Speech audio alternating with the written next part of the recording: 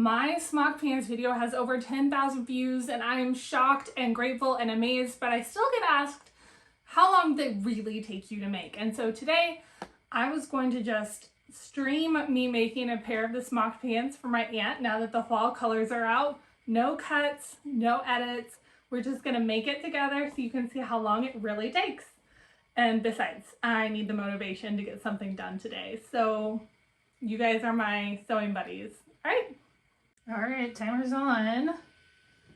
My aunt wanted this blue, and I have to admit it is beautiful and super soft. I did cheat a little bit. I already calibrated my ditto as part of my sewing room cleanup. And I've chosen the Brit pant here. I chose the Brit pant because it has an elastic waistband, and I thought it would be, you know, the most similar to what I'm trying to do here. And that is a lot of fabric. I've got 2 layers here. I bought, again, just the equivalent of my hip measurement. My aunt is similar to me, but not exactly. But that's the cool thing about this pattern. I'm over here grabbing some scissors and a rotary cutter, why not? That's the cool thing about this pattern is that you can be close. I gave that experimental pocket pattern to my friend Sarah Beth the other day, and she has reported back that they fit, which I simply do not believe. Those were doll pants, not people pants. So, I don't know, Sarah Beth. I just cut through the elastic and then knit the non-elastic part, I guess the non-smocked part, so that I could rip it down and focus on making 2 distinct pant legs. I'm going to check real quick to see if I'm in shot, because I don't know that I am. Let's see. I'm equal with the penguins. Hi! No, that's really me sewing, right? Okay. Oh, which side is the crotch side? Well, that's center back.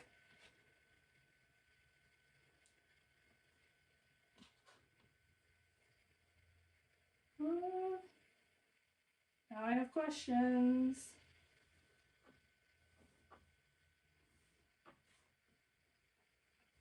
You know what?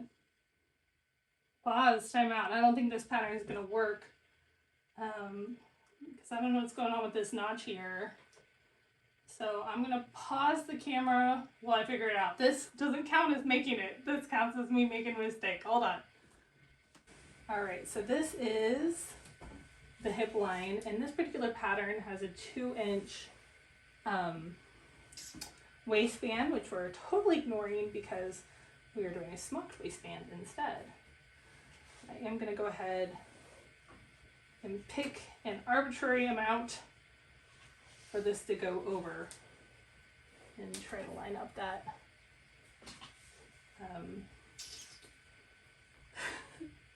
my brain is so shut down today. I'm gonna line up the you know, the green of the fabric line that has a special word that I can't remember right now. This is what happens when I'm on camera, you guys. You don't even know how many takes that I make when I'm filming, but not today. All right, so we're gonna just scoot this over all the way to our crotch line. I'm just gonna, like I said, take an arbitrary amount to go over, and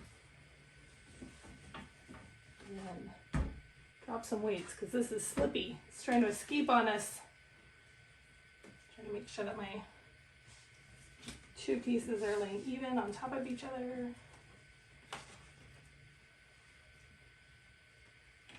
Let me get my ruler so my arbitrary amount will be consistent, at least.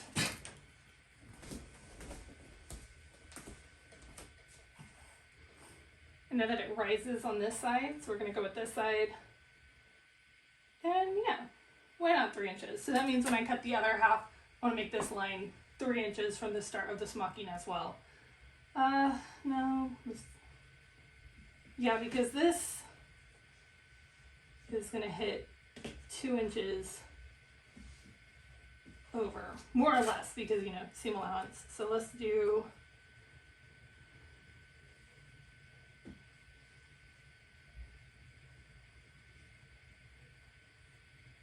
Okay, so the rise here, fabric back, a little lower in the front, that's fine. Okay, so in the side back, we're going to be 1.5 inches down. So it's going to be close to our 2-inch waistband when you take all the seam allowances out. So once again, this is the Brit pattern, so whatever pattern you're using is going to be a little bit different.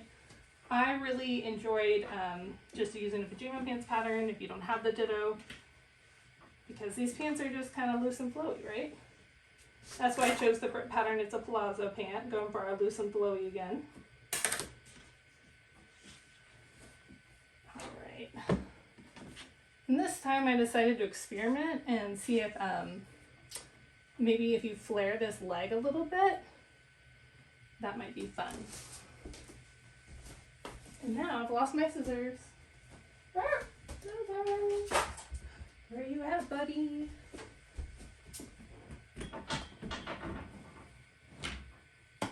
Wow. Oh, here. Okay. Gosh, if anyone is still watching at this point, your patience is incredible. Or maybe you just need a friend to get your own work done as well. So what are you doing? Are you sewing? Are you studying? Are you doom scrolling because you don't want to be actually doing what you're doing and you're putting it off like I was earlier today?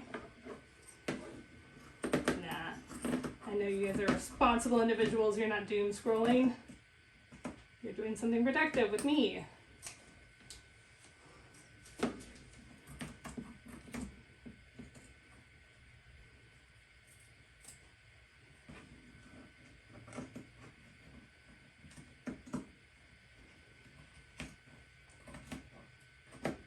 A lot of the time when I'm doing this kind of thing, I listen to some kind of music, or even more often, a book on tape. When I was working in the costume shop in college, I did the entire Master and Commander series, and it was awesome. So, highly recommend.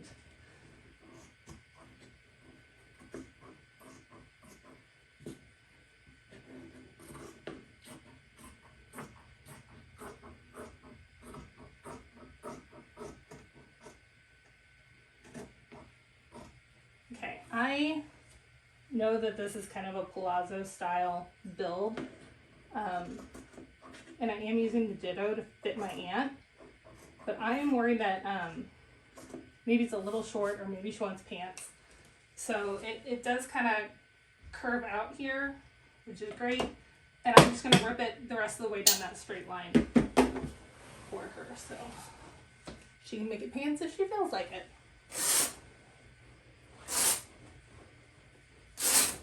You can do that with any woven fabric, and it'll rip right on the grain line. So, all right, I'm going to project the front half now, and then we'll cut on the other side. You can't see me, but I'm over here at my ditto, or my iPad, changing the projection style for my ditto. I'm leaving this in, so you know how long the whole thing takes.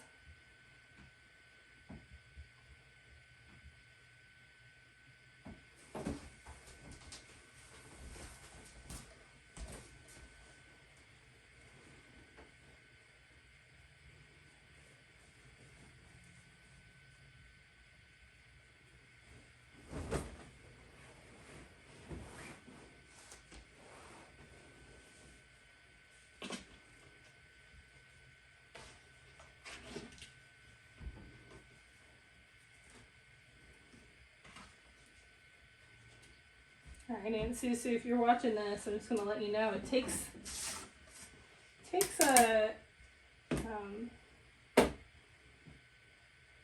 like this, because this waistband isn't perfect, you may cut it and then decide afterwards that you want to put some darts in the seams, in the side seams, and that is okay. I've had to do that a couple of times, because my hips are substantially different than my waist. And the elastic didn't quite smock it in tight enough. All I'm doing here is making sure that my top lines up with the 1 1/2 inch that we talked about earlier to make up for the lack of waistband on these pants. So there we go.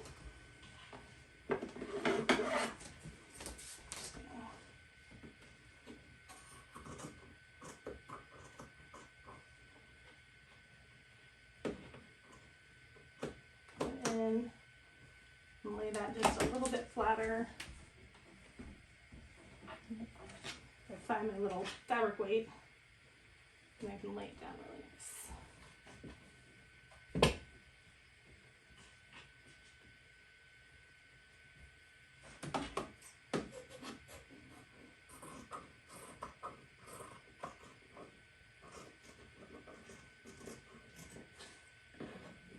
When I first got the Ditto, I was really worried that my arm would block all of the light, but it's actually really been pretty easy. If I need to, I can just switch to the other side of the table and cut from that angle, just like, you know, a regular cutting table. I do want to make sure that this is not pulling out, that it's going flat, straight.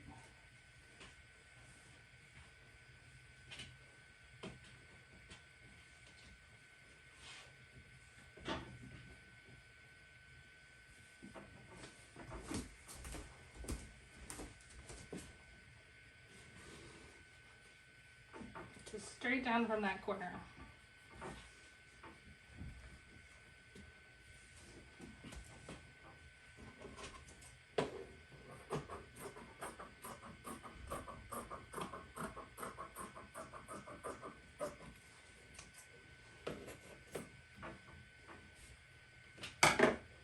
Now, I did not ask my aunt if she wanted pockets.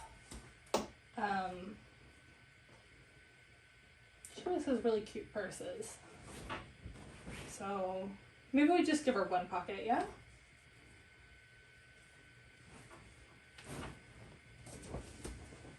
I think I'll do one pocket on mine too.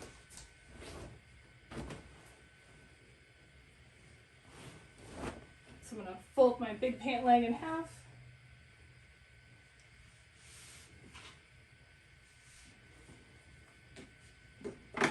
Right down the side.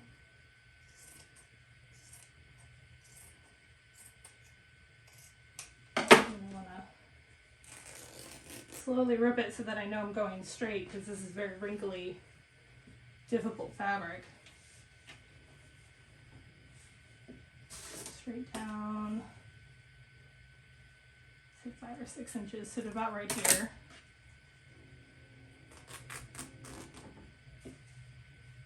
There we go.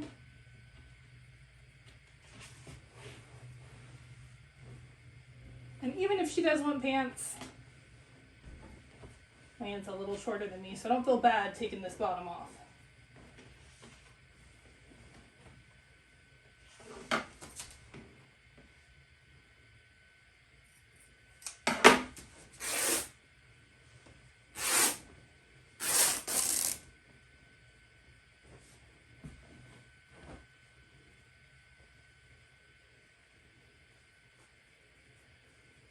Gosh darn it, you know what, I might iron this. Alright, so I've got that ironed, it's going to lay better. I'm going to grab some chalk, which is my favorite way to mark, even though friction pens are objectively superior products.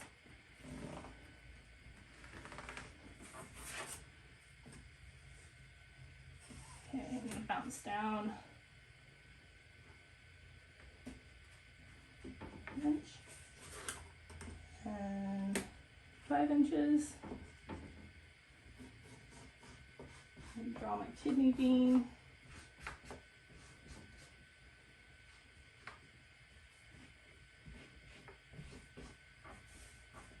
There we go.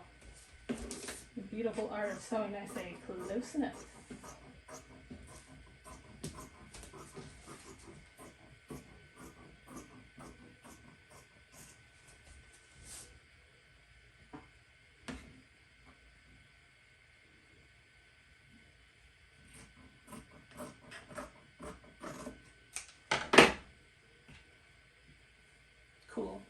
Cool.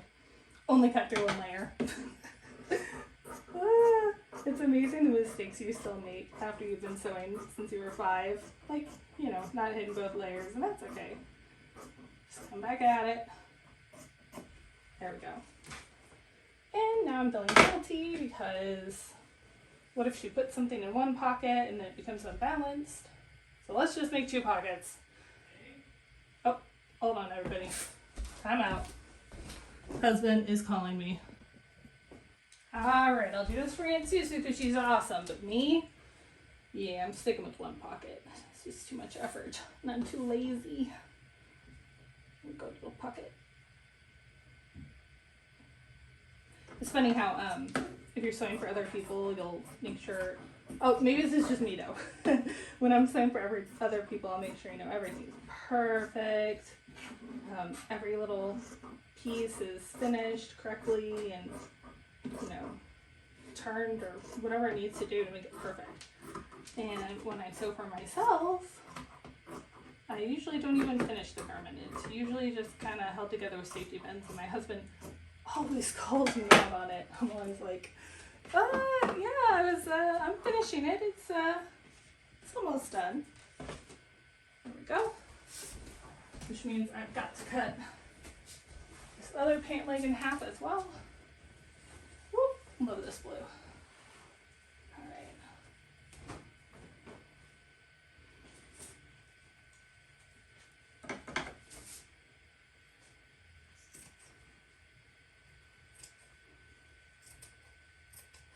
I wish there was a way to add like quizzes to your YouTube videos, because I would be like, live quiz, are you camp rotary cutter or camp proper scissors? Because I gotta tell you, like, I was raised on scissors, but I've become more and more camp rotary cutter over the years. I think I'll put the pockets in first and then put the pants together. So included in this time is me coaxing everything back to life.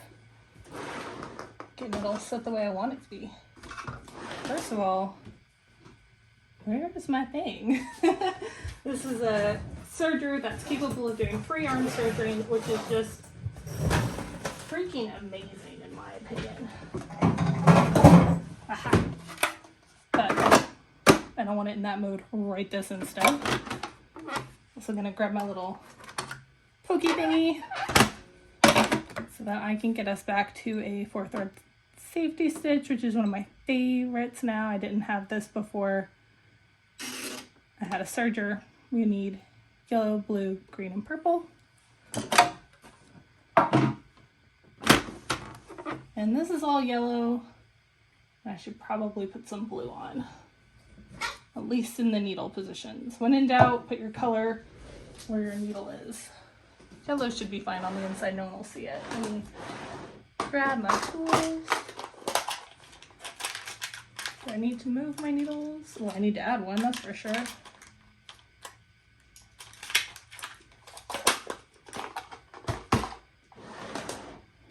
I think my big supply of needles is still downstairs. I went to a lady's house recently and helped her out with some things. I brought my kit, including my little snippy snips. So let's find some replacements.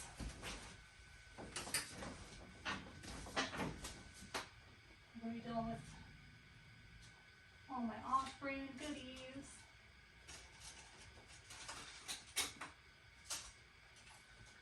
Oh well.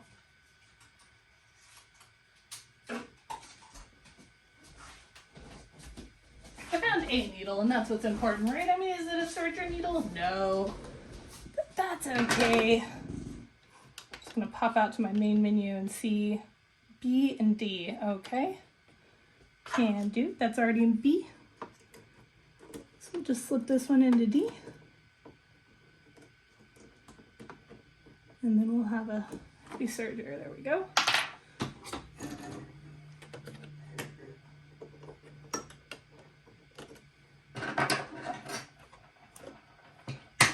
On a traditional serger, you really want to be sure that you're threading it in the right order.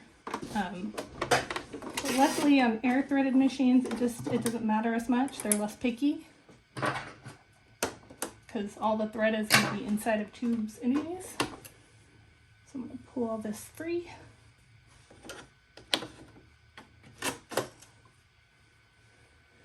And swap us into threading mode.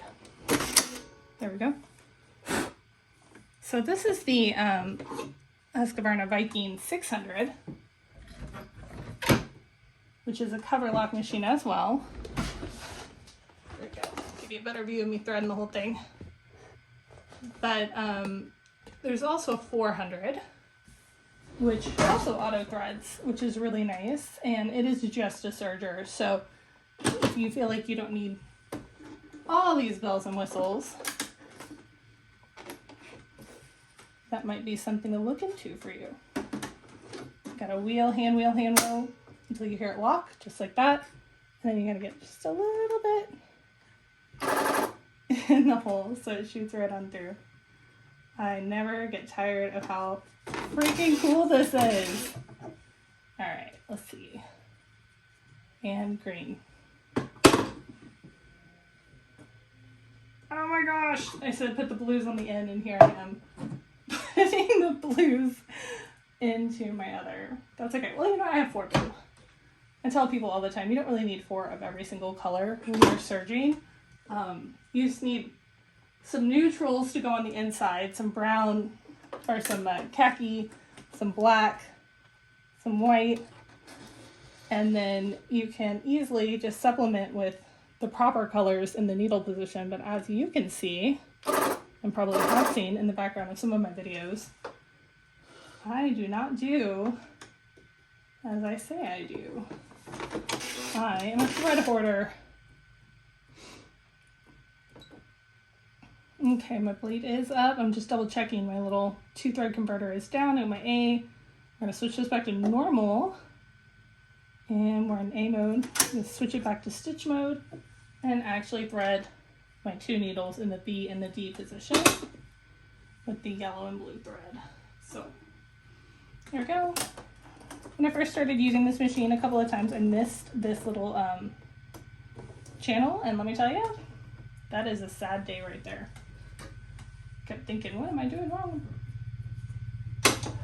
I see a very similar mistake on other people with more traditional machines that just don't hit this tension disc all the way.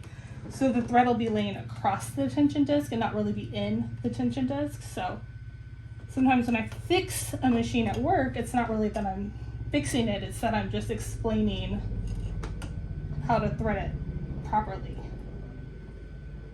And part of my job is definitely education, and I love that part of my job.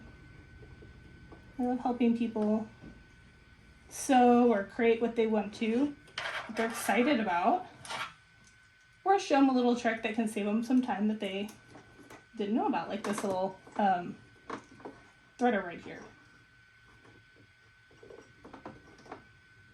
Oh, for that time I got thread all tangled and it didn't work. There we go.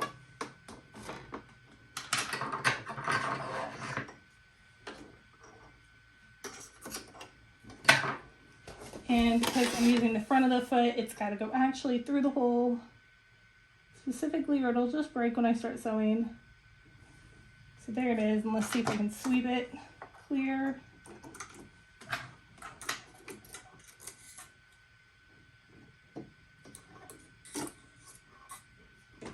This is the hardest part of setting up the cover stitches, getting the threads through the little hole in the feet.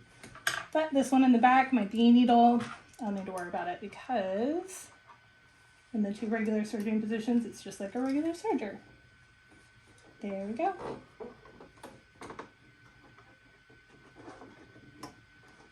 So I was able to totally rethread my serger in, like, let's see how long. Ooh, 7 minutes. Okay, not bad. I could probably do it faster if I wasn't looking for needles and talking the way through it, you know. Chatterbox that I am. All right, so wise person. Oops, sorry guys. There we go. Let me put you back in close. Wise person would probably test this first. but I think we know where I fall in that category. Alright, I'm back and I have pockets. So I'm going to determine which side is the right side. And I think it's the side without this little chain stitch here. So this is the right side. And let's throw some pockets in there. The correct way this time. I'm going to start at the edge where the smocking ends.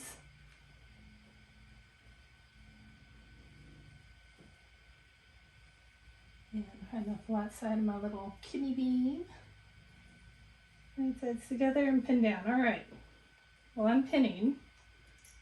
The two of you, whoever make it to this point in the video, hey alien boy, by the way, because I bet you're going to be one of them, would you prefer I do things like this in the future with sound, like just the happy sewing machine sounds, or with some soft music? Like, should I not talk? I get nervous and probably talk too much because I feel like I have a guest in the room and I'm ignoring them, which I kind of do. But I would just love to know your preferences on that. If you were watching someone sew an entire piece or body doubling or wherever you're here, whatever your reason is, what would you prefer? You see that I do a lot of pinning in my lap. I should pin on a nice flat surface. I do have a cutting table for that purpose. But I'm used to working in pretty tight areas, like in the costume shops and, you know, my mom's sewing room growing up. So this is what I do. So I've got my split where the pockets are and my pockets on the right side of the fabric. And I'm just going to take up a little, like, tiny hem, maybe a quarter inch. Using the Quantum today, but my Kenmore is, as always, right by my side. Oh, I'm so spoiled at work. At work we have the sensor system on the Husqvarnas, and you don't have to reach back and drop the presser foot. The machine just does it for you. So now I'm spoiled big time.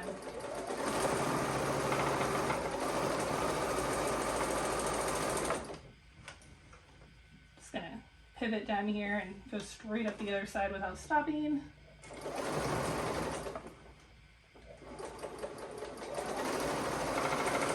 Could just pull it all off and start over if you wanted to.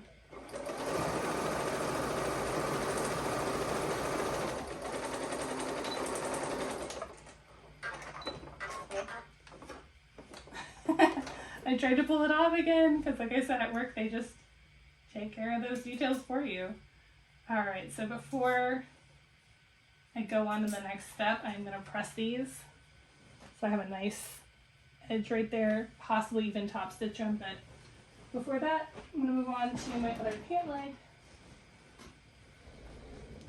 Oop, my pockets escaped. Here we go. Find the right side of the fabric again, and get the pinning.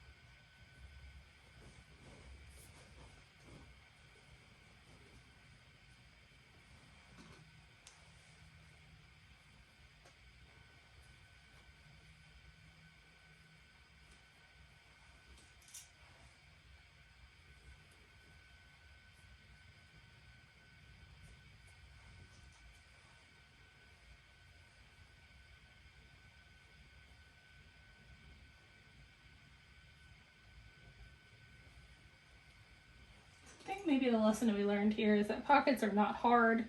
You can add them to almost any garment. They're just a little time consuming, but I think a lot of people feel like they're worth the effort. Especially when you have the freedom to put in the pocket as big as you want.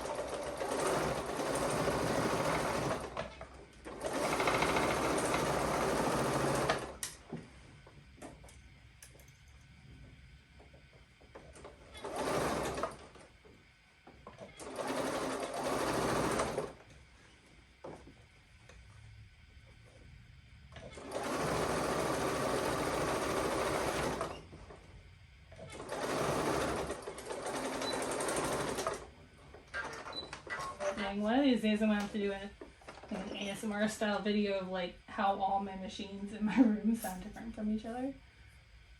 It'd be kind of fun. Alright guys, I'm gonna press them, be right back. Alright, I got my pockets in and pressed, and honestly you could serge this part or sew this part, it doesn't really matter. And when it doesn't really matter, I choose serger. It's my favorite. Line it up.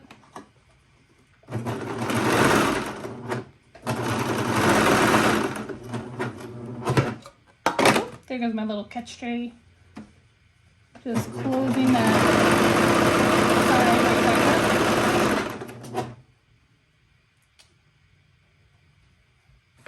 there. You know, that needle keeps jumping, and I wonder if it's because I have two different needles in.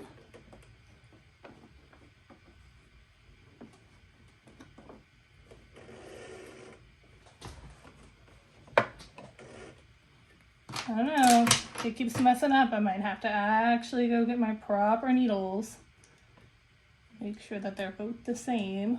Because right now, this one on the left, the one that keeps jumping, is not an overlock needle. It is just a regular sewing needle because I didn't want to go downstairs. And we all see where that's getting me.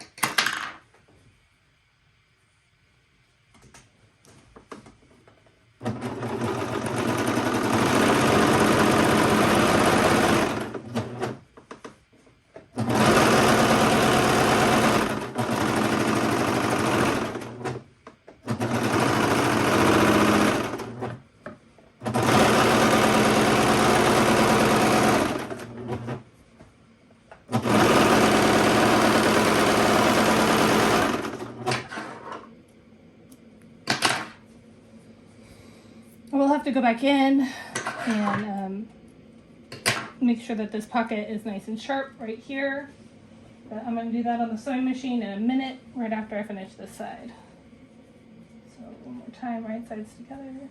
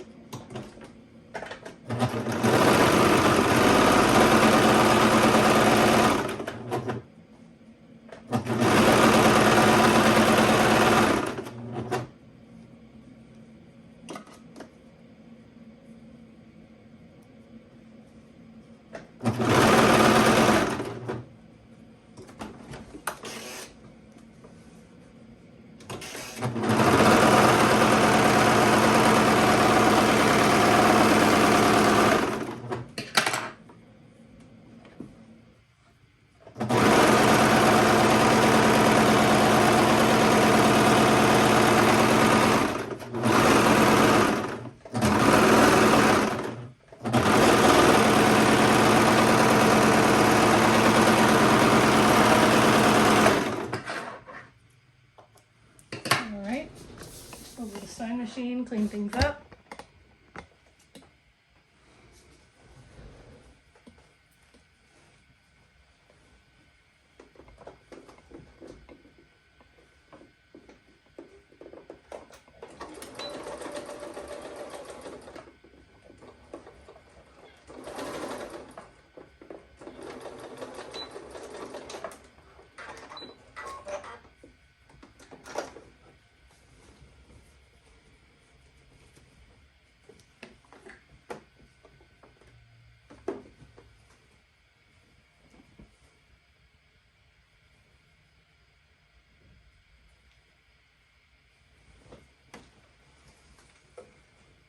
Okay, and this is the one where my safety stitch didn't catch at the very beginning, so you can see that I've got some like little ladders showing through, so I'm just going to go ahead and re-stitch that, just stitch over it. I mean, a safety stitch is really just a a straight stitch.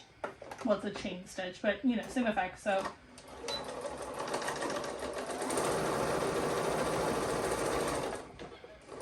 go until I meet up with the proper safety stitch, and then I'm going to go down and get that pocket.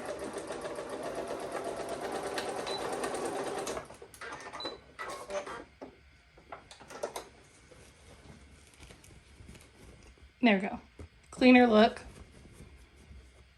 Nice pocket.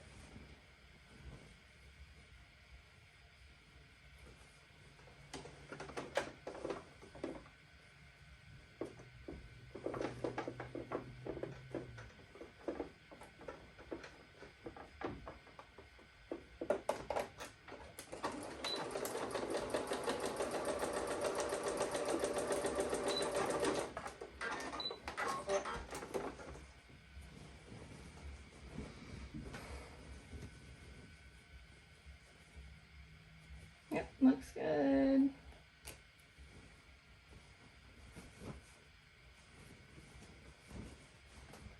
I'll tack these pockets later, but basically they're going to go like this and get a little tack so the pocket doesn't just completely hang from this one point. It's going to hang from here. All right, we got right sides together and we're just going to sew now. So it looks like this. You've all seen the video, so you already, I'm sure, know about this part. That center seam is that pocket, and we're just gonna go front, back, and then turn it so we can just do the legs, and we're done. This part's the easy part, guys. Super chill.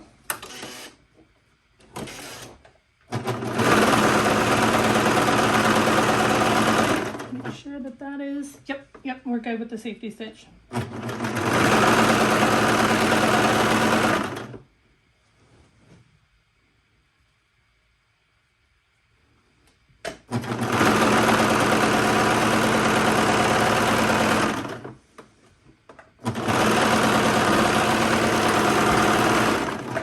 Maybe I was just angry with me chaining off earlier. Can't think why, but I mean, that could be it.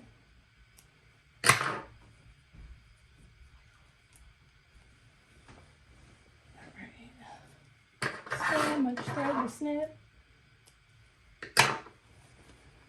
Alright, so here we go. Down the back side. Now this part cut kind of funny. So I'm going to follow the one that's shaped correctly.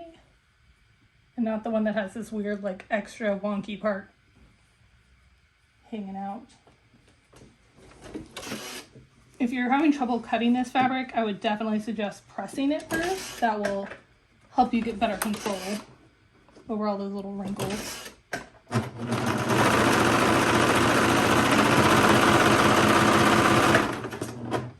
Check the safety stitch and we're good.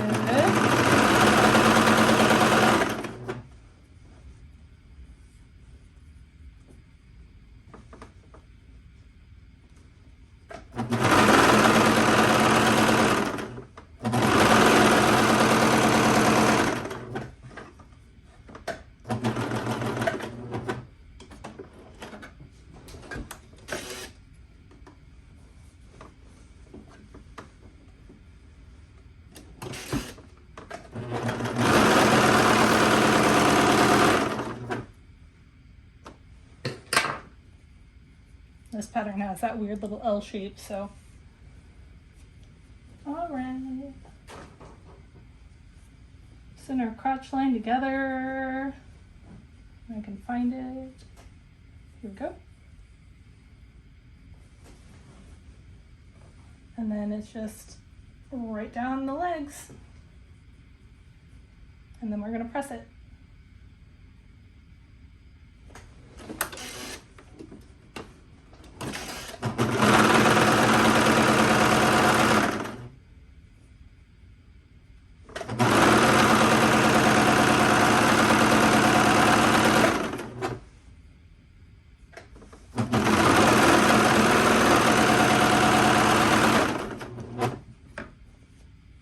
These aren't going to be the exact same length at the bottom because I did cut them to make pockets.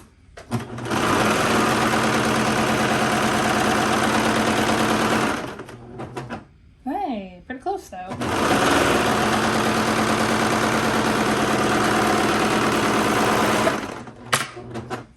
Back up at the center. For those of you wondering why I don't just do a giant U, I've been told to always go the same way, the same direction when you sew things so that one side doesn't, you know, become like pulled more to one side. So if you're going from the top to the bottom of the leg on both sides, then they should, you know, theoretically stretch the same. So that's kind of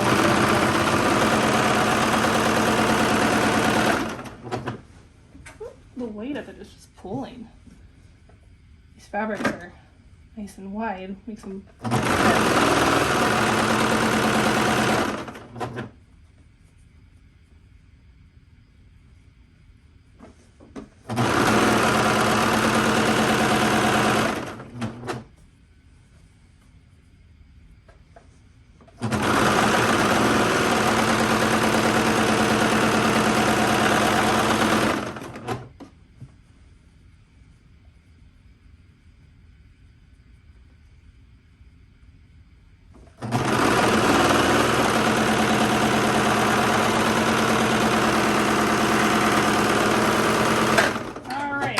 to run to my sewing room and press everything, and I'm going to actually bring you guys with me this time, okay? Alright, so I always press everything. My mom used to tell me it's the difference between homemade and handmade, and I agree. You'd be amazed at what a difference it makes in your fabrics. So this natural wrinkle that this fabric has as it lays, it'll get that back. But by pressing and steaming the seam on the leg, it will, I don't know, it's like training your fabric to do what you want it to do, essentially, if that makes sense. I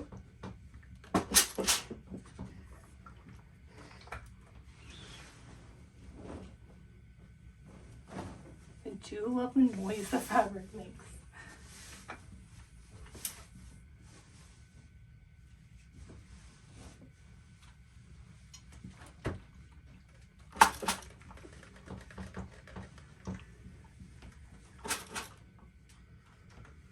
If you ever really need a seam to be really sharp and stay in place, you can dilute some white vinegar in with some water and spray the seam first, and then iron it. It'll stink, but it'll make a really sharp, really nice, kind of longer lasting result.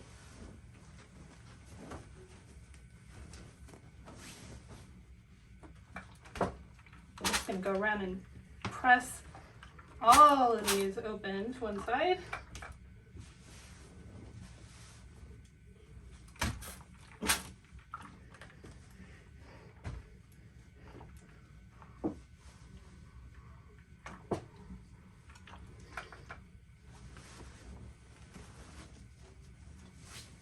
And I totally also forgot to do my little ribbon trick that tells you the front from the back.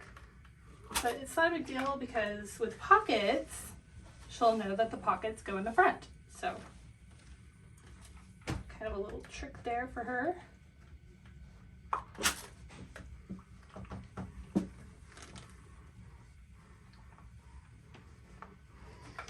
Got a weird little fold there. And I pick that out and just see what I can do with it. So a kind of funky little fold here. You can see the fabric all folded over, but it's fine when it aligns with the actual outside lines. So I'm just picking this out really quick. You can see the little pucker starting to release. And then I'm just gonna straight stitch it back clean instead of putting it back through the serger. So I mean that happens because this fabric is so like ruffled, I guess, and there's so much more fabric than there is than there would be normally in that area. Oh, I'm getting out of focus, aren't I? There we go. So I'm just going to release it until I have enough to fix it and clean it up. It's another reason I like the safety stitch. Gives you a little bit more of a seam allowance to play around in.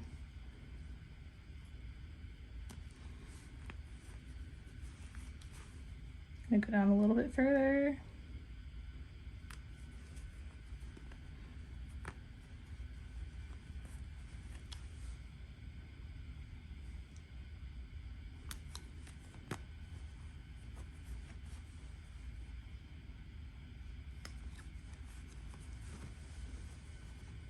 See if I can get that to lay flat this time.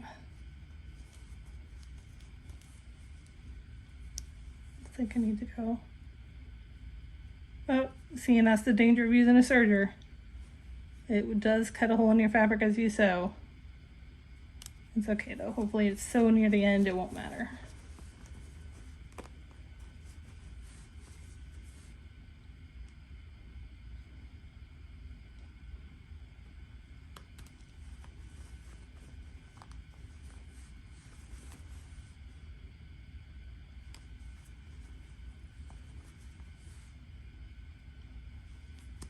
Again, if you want to avoid this problem, you would just serge it or iron it before you sew it or serge it.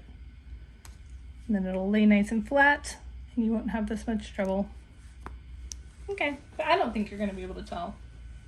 I mean, Susan will totally know because she's a huge supporter of my channel, but regular people won't be able to tell. There we go, I got it laying nice and flat now. With that part that was caught and causing that pucker is out of the line of fire. I'm gonna back it up to line up with the safety stitch before I made my mistake.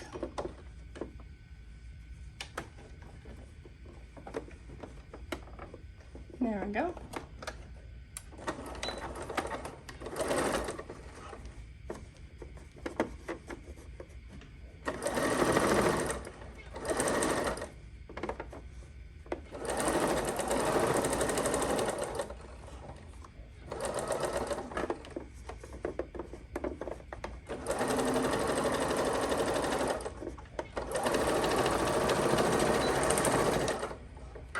Let's see how that looks, if it's any better.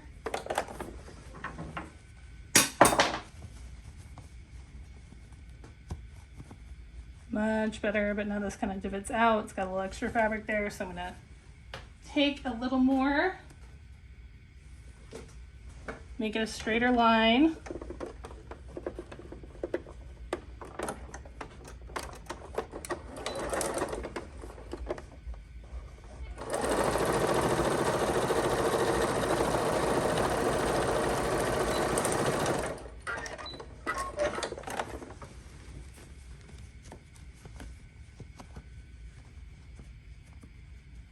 There we go. No wrinkles, no divot. It'll lay nice and flat now. All right, I found my front. I'm gonna grab a hand needle. Yeah, gray is a close enough match. And I'm just gonna tack this over a little bit. I wanna stretch it.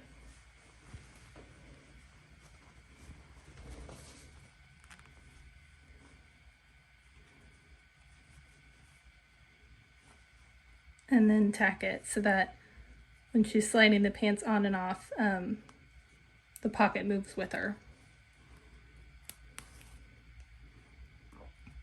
Just a little to hold the pocket up and hold the weight.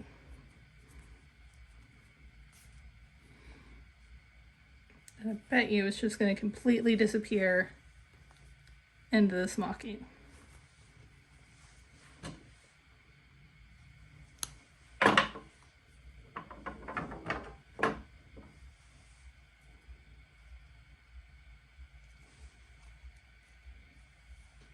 Look like some snips. Normally I put them right here on my little kitty cat.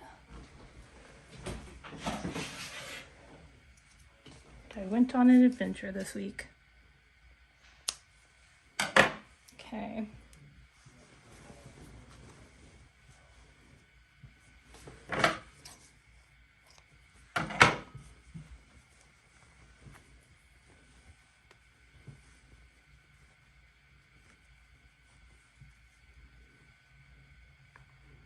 Do the front again.